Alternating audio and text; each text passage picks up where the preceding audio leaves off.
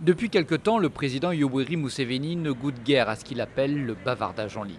Alors il a une idée très simple, taxer les réseaux sociaux 200 shillings ougandais, soit 0,04 € par jour.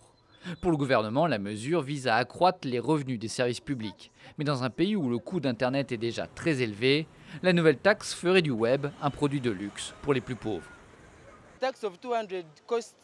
L'Ouganda est un pays pauvre et une taxe de 200 shillings coûte beaucoup, surtout aux jeunes qui utilisent Internet. Quand on cherche des annonces d'emploi, quand on communique avec des amis, cela devient vraiment une dépense importante quand on ne travaille pas.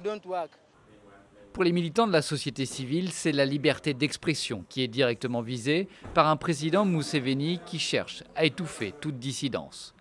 Et le gouvernement ougandais n'en est pas à son premier coup. Lors des élections générales de 2016, Facebook, Twitter et WhatsApp ont été bloqués par les autorités.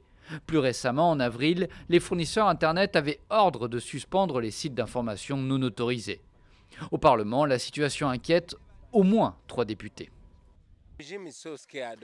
Le régime a vraiment peur de cette population qui est si connectée et si informée. Tout est exposé chaque jour sur les réseaux sociaux. Toute la décadence de la gouvernance dans toutes les institutions.